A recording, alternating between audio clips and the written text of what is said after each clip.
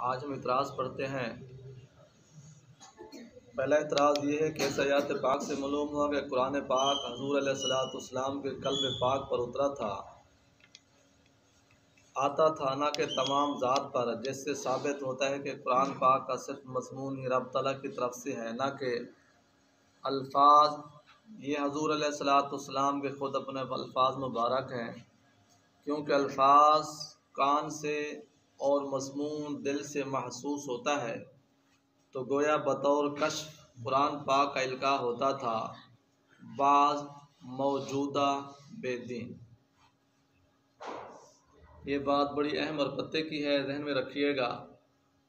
اکثر گہ بگہ ہم آپ کو عرض کرتے بھی رہتے ہیں، قرآن پاک اور حدیث مبارکہ، قرآن پاک اور حدیث مبارکہ، آپ ان دونوں کو کلام الہی کہہ سکتے ہیں۔ آپ ان دونوں کو کلام الہی کہہ سکتے ہیں۔ فرق اتنا ہے، جو قرآن پاک آتا تھا اس کے الفاظ بھی اور اس کا مضمون بھی وہ اللہ تعالیٰ کی طرف سے آتا ہے، الفاظ بھی اور مضمون بھی۔ حدیث مبارکہ میں یہ ہے کہ مضمون اپنا اللہ تعالیٰ کی طرف سے ہوتا ہے، مضمون اللہ تعالیٰ کی طرف سے، اور الفاظ مبارک نبی پاک صلی اللہ علیہ وسلم۔ اس لیے ان پر ایمان ایسے ہی لانا ہے جس طرح، یعنی حدیث پاک پر ایمان ایسے لانا ہے جس طرح قرآن پاک پر ایمان۔ پھر ذہن میں رکھیے گا، حدیث پاک میں مضمون اللہ تعالیٰ کی طرف سے، الفاظ نبی پاک صلی اللہ علیہ وسلم کے اپنے۔ اس لیے اہل سنت مسلمانوں کا 1400 سال سے عقیدہ آ رہا ہے کہ یہ دونوں اللہ تعالیٰ کی طرف سے، ٹھیک ہے۔ تو وہ انہوں نے اس طرح، یعنی کہ اس طرح کا اعتراض کیا، تو جو بے جا ہے اور بیہودہ ہے۔ جواب، قرآن پاک الفاظ اور مضامین سب ہی اللہ تعالیٰ کی طرف سے ہیں۔ رب تعالیٰ فرماتا ہے اِنَّا أَنزَلْنَاهُ قُرْآنًا عَرَبِيًّا، کہیں فرماتے ہیں وَهَذَا لِسَانٌ عَرَبِيٌّ مُبِينٌ، وغیرہ الفاظ ہی عربی فارسی ہوتے ہیں، نیز زبان سے الفاظ ہی ادا ہوتے ہیں، نہ کہ مضمون۔ اس اعتراض کے چند جواب ہیں۔ ایک یہ کہ دل معنی کی طرح الفاظ کو بھی سمجھتا ہے۔ دل ایک ایسی پاورفل انسان کا پرزہ ہے کہ جس طرح کہتے ہیں کہ ساری اس کے آگے ہر چیز کی بس ہو جاتی ہے، ٹھیک ہے۔ اور کان تو محض آلہ ہے، کس کے لیے؟ سننے کے لیے۔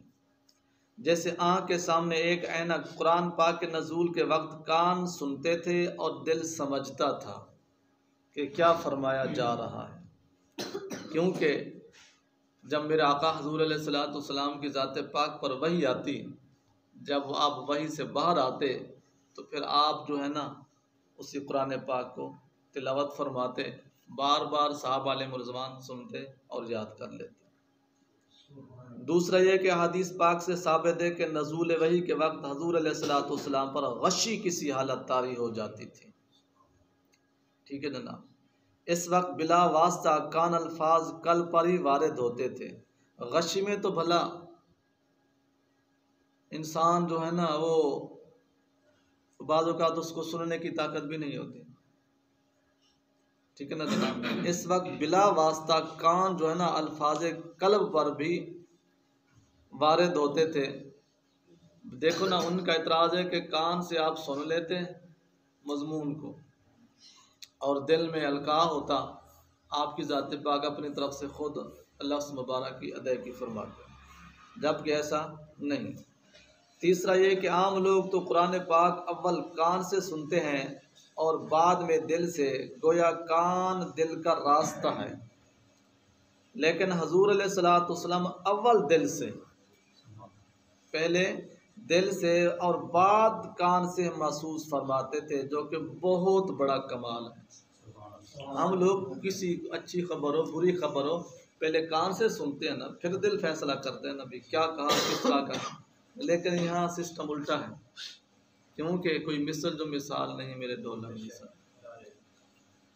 تفسیر عزیزی۔ سبحان اللہ، یہ عجیب فرق ہے۔ قرآن کریم بواسطہ جبرائیل علیہ السلام حضور علیہ السلام تک پہنچا، اور دو واسطوں سے جبرائیل اور نبی علیہ السلام مسلمانوں تک۔ جبرائیل علیہ السلام سے بواسطہ حضور علیہ السلام سے پہنچا، اور حضور علیہ السلام اور جبرائیل علیہ السلام یہ دونوں پاک ہستیوں کے واسطے سے مسلمانوں تک پہنچا۔ تو گویا قرآن پاک نبی پر بھی اترا اور امت پر بھی۔ فرق یہ ہوا کہ امت کے دلوں نے بذریعہ کان قرآن پاک سمجھا۔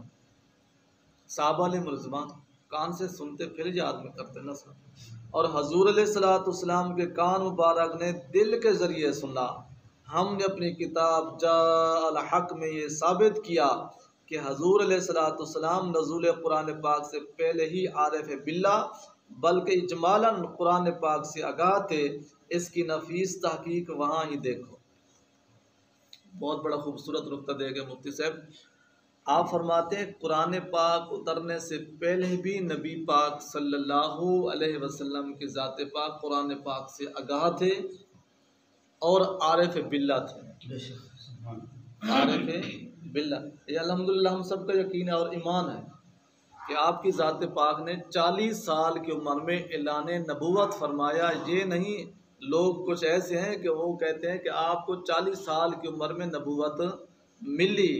ہم کہتے ہیں نبوت آپ کو ازل سے ملی، جب سے اللہ تعالیٰ نے آپ کے نور مبارک کو پیدا فرمایا تھا، آپ نے صرف اعلان کر دیا تھا۔ یہ نقطہ بہت بڑا قابل سمجھ ہے، اس کو یاد رکھیے گا۔ تو دوسرا ہوتے عارف۔ جناب عارف وہ ہوتا ہے جس طرح من عرف نفسہ فقد عرف ربہ، جس نے اپنے آپ کو پہچان لیا اس نے خدا تعالیٰ کو پہچان لیا۔ تمام بزرگان دین میں سے جو عارف کا شان ہے وہ بلند و بالا ہے۔ حضور سلطان العارفین، عارفوں کے سلطان حضرت سلطان بہت سے برحمت اللہ، آپ فرماتے ہیں نا ہم نے ازل سے وضو کیا تھا۔ تو جب آپ جیسے پاک ولیوں کا یہ کمال ہے تو جو موجب تخلیق کائنات ہے، چل ایک آپ کو آسان مثال عرض کرتا چلوں بلکہ پروف۔ نبی پاک صلی اللہ علیہ وسلم سے ہر رمضان شریف کو اللہ تعالیٰ کے محبوب اور حضرت جبرائیل علیہ السلام قرآن پاک کا دور فرماتے تھے، پورے قرآن پاک کا ہر سال رمضان شریف میں دور فرماتے تھے۔ قرآن پاک تو سب تھوڑا تھوڑا اتر چکا ہوتا تھا، کسی سال 6 سپارے ہو چکے تھے، کسی سال 8 سپارے، کسی سال 12، کسی سال 15، کسی سال تو سارے قرآن پاک کا دور کیسے فرماتے تھے؟ یہ بخاری مسلم شریف کی حدیث ہے جناب۔ قرآن پاک کا دور کرنا، قرآن پاک کو یاد رکھنا اور قرآن پاک کے تحت چلنا، یہ بہت بڑی عظیم کامیابی ہے۔ اس آیات پاک میں قرآن پاک کی 3 صفتیں بیان ہوئی۔ اگلی کتابوں کی تصدیق، ہدایت اور خوشخبری، ان صفات میں یہ ترکیب کیوں رکھی گئی؟ اس میں بڑا نقطہ ہے۔ کلام سننے والے 3 طریقے سے اس کو سچا جانتے ہیں۔ عام لوگ تو اس طرح کہ وہ ان کے بزرگوں کے کلام کے موافق ہے، کوئی بات بھی ہو وہ کہتے ہیں یہ جو بات ہے، یہ جو واقعہ ہمارے ابا اجداد کے مطابق ہے، جب وہ جس طرح بتاتے آئے ہم نے اس کو ایسے ہی پایا۔ محققین دلیل سے، جو محقق ہوتے ہیں وہ دلیل سے چیز کو مانتے ہیں۔ وہمی لوگ لالچ سے، چونکہ یہود میں 3 قسم کے لوگ تھے، اس میں محقق بھی تھے اور اس میں لالچی بھی تھے اور اس میں اپنے بزرگوں کے نقش قدم پر چلنے والے بھی تھے۔ تو قرآن پاک تینوں ہی طریقے سے ان کو باور کرایا، اس لیے تینوں صفتیں اس ترتیب سے بیان کی گئیں۔ تیسرا اعتراض، حضرت جبرائیل علیہ السلام سے دشمنی کرنا خلاف عقل ہے، اس لیے موجودہ یہودی بھی اس کا انکار کرتے ہیں۔ وہ یہودی جب جبرائیل علیہ السلام کو اپنا دشمن سمجھتے تھے، یہ نقطہ بھی ذہن میں رکھیں، موجودہ یہودی بھی ان کی سیم روش وہی آ رہی ہے جبرائیل علیہ السلام کے بارے میں۔ اگر ان کے چانس آگے چین تبدیل ہونے کے ہوتے تو پھر اللہ رب العزت وہ بھی قرآن پاک میں کہیں نہ کہیں اشارہ فرما دیتا۔ ان بیوقوفوں سے یہ حماقت کچھ بعید نہیں، انہوں نے تو موسیٰ علیہ السلام سے نیا خدا بھی مانگا تھا۔ وہ جب دریا نیل سے نکلے تھے تو مصر جانے سے پہلے نہیں کہا تھا انہوں نے کہ ہمیں بھی اس طرح کا خدا تعالیٰ جب انہوں نے دوسری قوموں کو دیکھا تھا۔ موجودہ یہودی اپنے اس عیب کو چھپاتے ہیں جو بے وقوف قوم کو حضرت عزیر علیہ السلام کو خدا کا بیٹا مان سکتی ہے، وہ جبرائیل علیہ السلام سے دشمنی کیوں نہیں کر سکتے؟ یہودیوں میں اور عیسائیوں میں یہ فرق ہے۔ یہودی حضرت عزیر علیہ السلام وقالت الیہود عزیر ابن اللہ وقالت ان النصارى مسیح ابن قالت ان مسیح ابن اللہ، یعنی سورۃ توبہ میں اس آیات مبارکہ اس طرح کی ہے کہ یہودی حضرت عزیر علیہ السلام کو اللہ تعالیٰ کا بیٹا اور عیسائی حضرت عیسیٰ علیہ السلام۔ چوتھا اعتراض، قرآن کریم پڑھا ہوا نازل ہوا اور پڑھی ہوئی چیز کان پر نازل ہوتی ہے نہ کہ دل پر، لہذا قرآن پاک دل پر نازل نہیں ہو سکتا۔ اس کے چند جواب اس کے یہ ہیں، پہلا یہ کہ الفاظ کو سنتے کان ہیں مگر انہیں محفوظ دل کرتا ہے۔ کبھی آج تک آپ نے دیکھا ہے کہ کان یاد کرتے کرتے اس چیز کو یاد کر لیا؟ سنتے ہیں نا، اساتذہ سے سبق سنتے ہیں تو کہاں دل میں، بلکہ کہاں بٹھاتے ہیں؟ دل میں بٹھاتے ہیں۔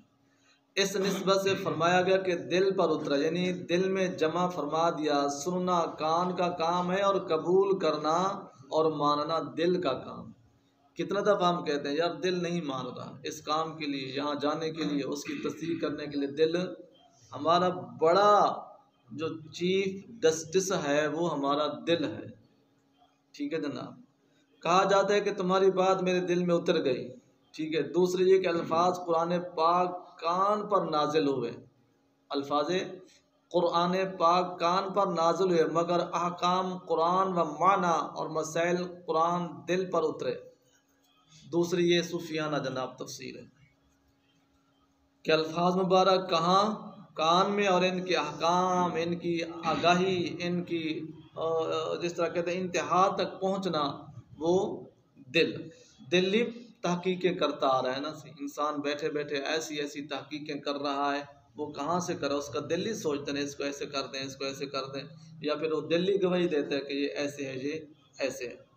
جیسے واقیم الصلاح کے الفاظ کان پر جب اترے تو رب تعالیٰ کی طرف سے حضور علیہ السلام نے یہ دل سے جان لیا کہ قائم کرنا کیا ہے۔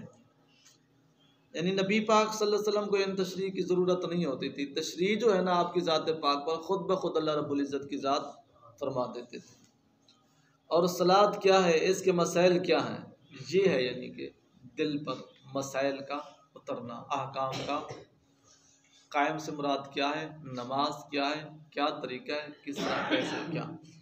تیسرا یہ کہ قرآن پاک کے راز و رموز جو الفاظ سے ادا نہیں ہو سکتے وہ حضور علیہ السلام کے دل پر نازل ہوئے، دل پر نازل ہوئے، دل پر نازل ہوئے۔ یعنی بے شمار ایسی معرفات کی باتیں ہوتی ہیں، صرف آپ کو میں تھوڑا سا ایک ہنٹس دیتے جاؤں کہ حضرت ابو ہریرہ رضی اللہ تعالیٰ عنہ فرماتے ہیں میں نے اپنے محبوب صلی اللہ علیہ وسلم سے 2 علوم سیکھے۔ کتنے؟ 2۔